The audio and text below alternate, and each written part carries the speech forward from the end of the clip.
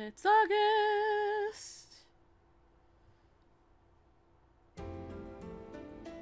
I can skip over this because this is the question of, do you want to go with us? We're with Harada. Yeah, we're with Harada. We can skip over this. I want to come. We're going. And we're gonna skip some more. Okita being Okita. Now we're gonna go and we're gonna skip more. Listen, this is just where we're going through this game. If we're going to do several fucking routes, we're going to come across several scenes that are the same. We're stuck with them. I'm so sorry. And we're going to Mount Tenno.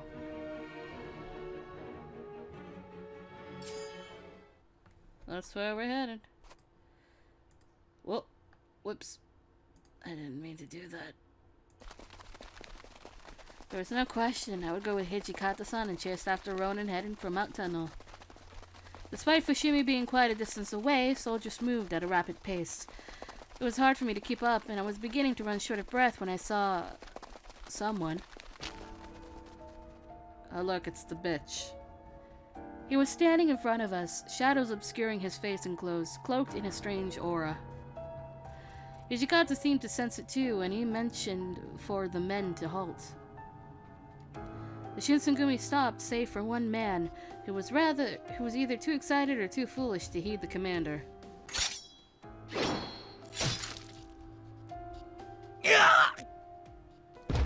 I saw a momentary flash of steel as the man yelped.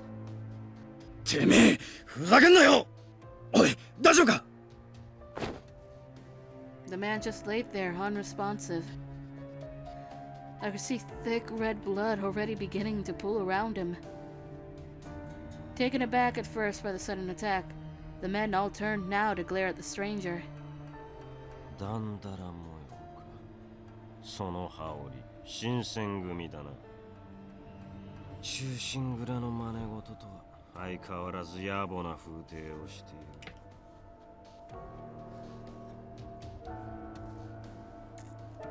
They were already on edge, but the man's words only made the men more agitated. Water bottle, stay still, please. I'd heard from the men that they had their reasons for wearing their uniforms. They wanted desperately to pay the strange man back for his taunts and for attacking their brother, but they knew now was no time for revenge.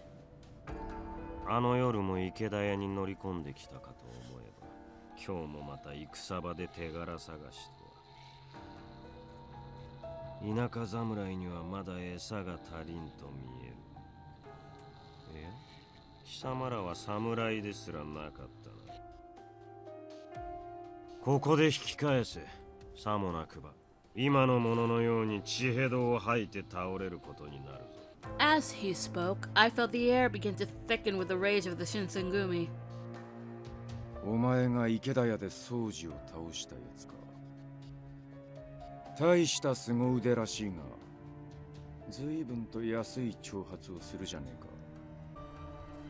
Hijikata's smile was anything but warm.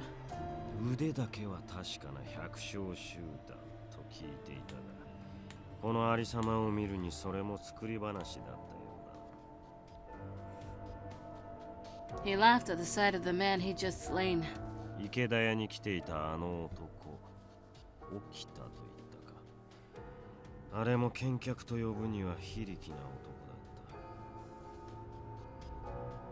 Hijikata-san's teeth were now almost completely bared.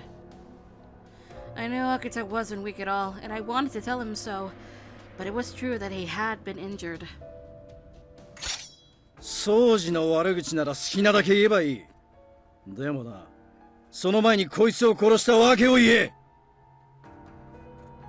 I heard the soft hiss of Nagakura's sword sliding from its scabbard. At his feet lay the man who'd been attacked, his face now an odd pale color. I wept for his spirit.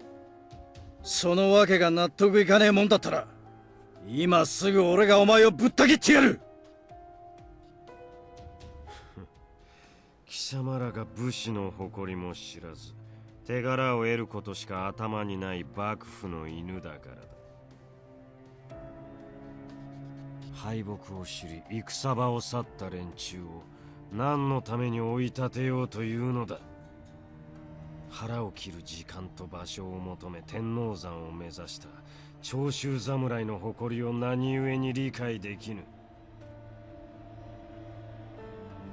What? Was he telling the truth? Did the Choshu men really commit honorable suicide? I looked over at Hijikata-san and the rest of the men, and not one of them looked surprised. The man in front of us was trying to stop the Shinsengumi in an attempt to protect the pride of the Choshu samurai, which is what had upset him. From his point of view, I could see why he felt right in what he was doing, but that gave him no right to kill someone just to prove a point. Is it really alright to take a man's life for the sake of someone else's pride? Only you can protect your own pride. Letting others control the value of something important to you will only hurt you later on. How can someone keep their pride if they expect someone else to fight for it? 面白いことを言うな。ならば新選組が手柄を立てるためであれば他人の誇りを犯しても良いというのか。 He did not sound amused. No, that's not really what I meant, but under that crimson glare, my voice trailed off. 偉そうに話し出すから何かと思えば戦いをなめんじゃねえぞこの甘ったれが。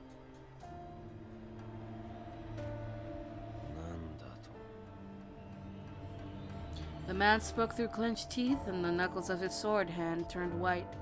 身勝手な理由で喧嘩をふっかけたくせに討ち死にする覚悟もなく尻尾を巻いた連中が武士らしく綺麗に死ねるわけねえだろうが。罪人は斬首刑で十分だ。おのずから腹を切る名誉なんざ御所に弓引いた逆賊には不要のもんだ。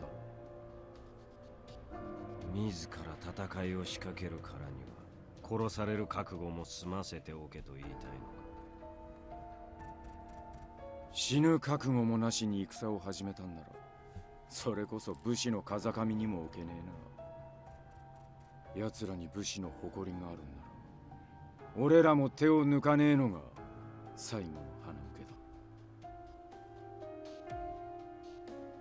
Hijikata-san's own concept of pride and honor was not something he could easily compromise.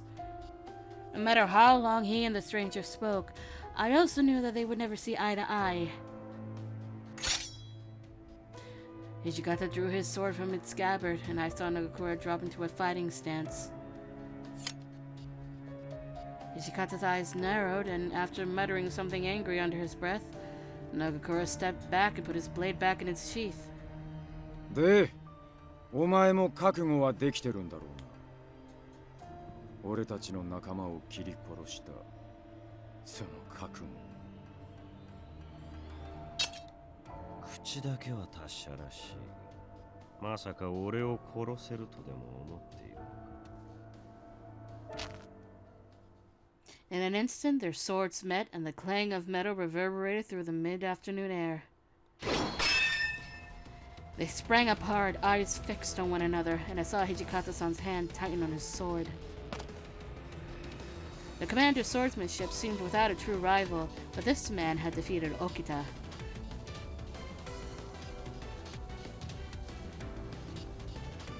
I saw Nagakura reach for his own sword. He was to leap into the fight as well, probably hoping to help Hijikata-san gain the upper hand. Oops.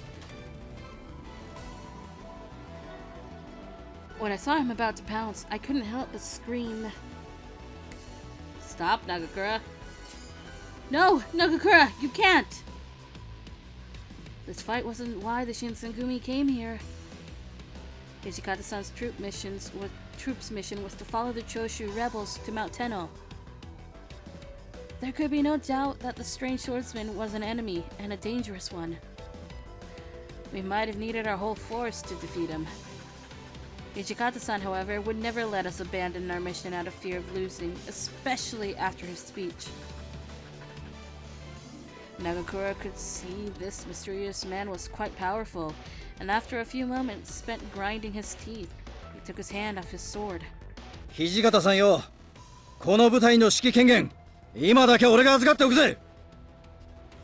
言うじゃねえか。任せたぜ、新八。The commander's eyes followed the swordsman and his mouth curled into a predatory grin. よし、いいかお前ら。今から天王山目指して全力疾走再開だ。The soldiers roared their assent. 貴様ら。おい、よそ見してんじゃねえよ。真剣勝負って言葉の意味も知らねえのか。Hijikata was in a fighting stance and put himself between the troops and the man to avoid escape.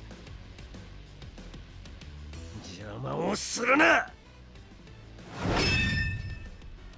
He swung his sword and Hijikata-san received it and was thrown back.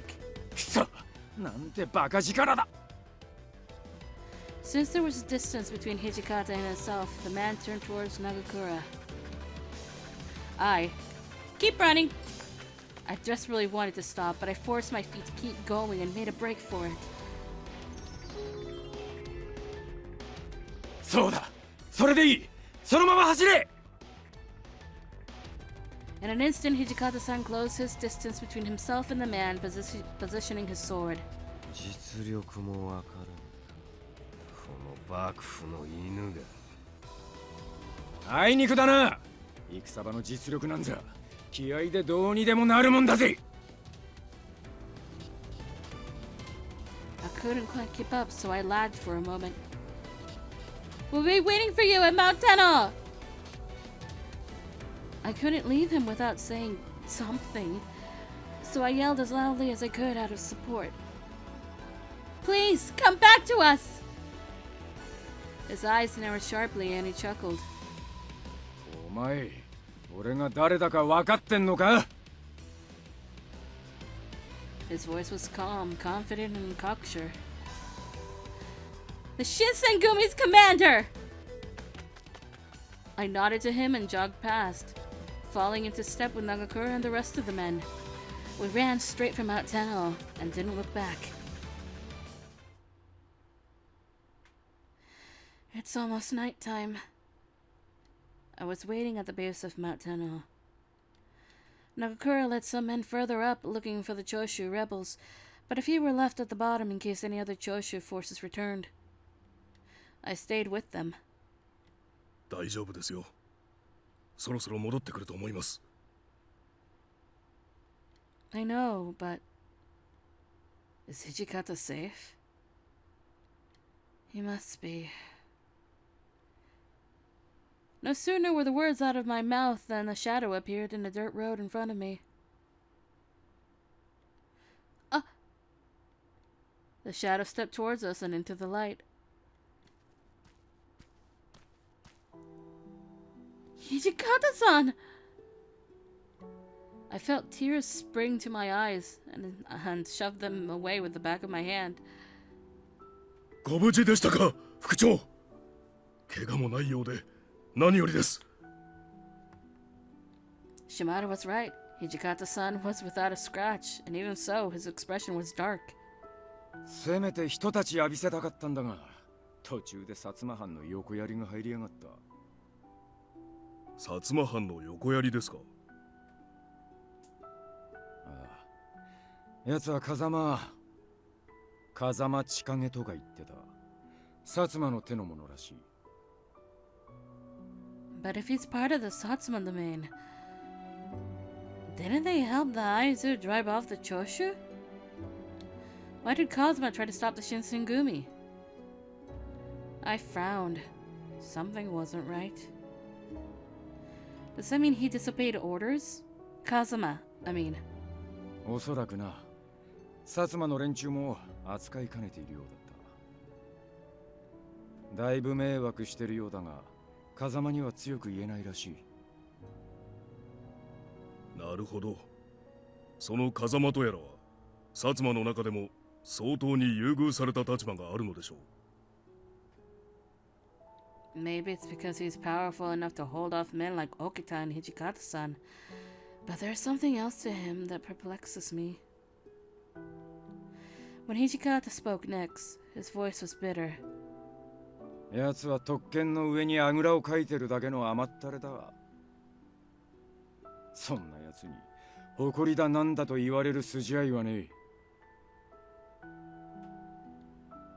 Before Hijikata-san could continue, we heard the sound of men approaching, and Nagakura appeared with the bulk of our detachment trailing behind him. Nagakura stopped for a split second when he saw Hijikata-san, and then he creeped into a sly grin. 上に行って見てきたぜ。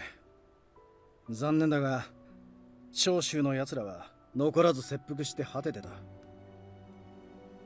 My heart fell as he explained. I wasn't sad that they'd killed themselves or that the Shinsengumi hadn't been able to arrest them. Only that more lives have been lost.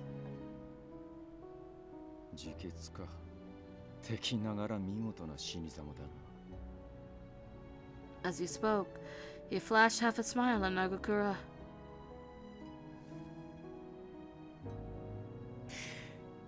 No sneezing, goddammit. But why? Only a few hours before, he'd said that they were criminals. Only a few hours before, he'd said that they were criminals and only deserved to be beheaded. But now he applauded them for taking their own lives? My question came out instinctively, as if my heart spoke for me rather than my head. He shrugged. わからねえみてえだな。確かに新選組としてはよくねえよ。奴らに目的を果たさせちまったんだからな。だがな、潔さを潔しと肯定するのに敵も味方もねえんだよ。わかるか？ Oh, I suppose that makes some sense. It was obvious I didn't quite understand what he was trying to say. His expression softened a little.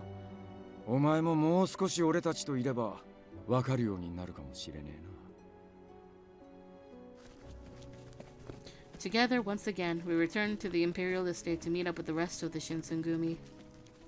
On the way back, Hijikata-san and the man began to discuss their next move. It looked like there was still plenty for the Shinsengumi to do in Kyoto.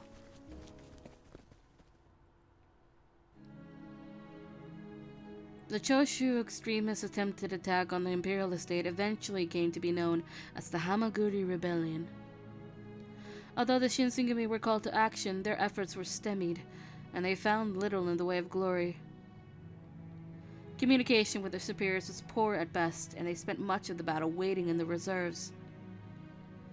When the Shinsengumi finally entered the battle, each man found several strange opponents awaiting him. Shikage Kazuma, who defeated Okita at Ikeda, claimed to be from the Satsuma domain during his encounter with Hijikata-san. Kyujo Amagiri, the man who shattered Heisuke's head guard at Ikeda, also claimed membership in the Satsuma. They had also met Kyo Shiranui, who had fought alongside men from Choshu. Whoever they were, it was clear they were not allies of the Shinsengumi.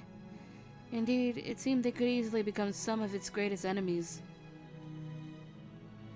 If they were to meet in open battle, the casualties would be severe. What? I brained. By the time the battle was over, the commanders of the Choshu attack had been killed in the fighting, or took their own lives. There were some soldiers, however, who escaped, setting Kyoto ablaze as they fled. By some terrible misfortune, winds that day blew from the north and fanned the flames, reducing the southern end of the Imperial Estate to ash. As a result of the Choshu attack, many Imperial nationalists were executed. With the Hamaguri rebellion over, the Choshu were branded as traitors for attacking the estate. From then on, they were acknowledged enemies of the court.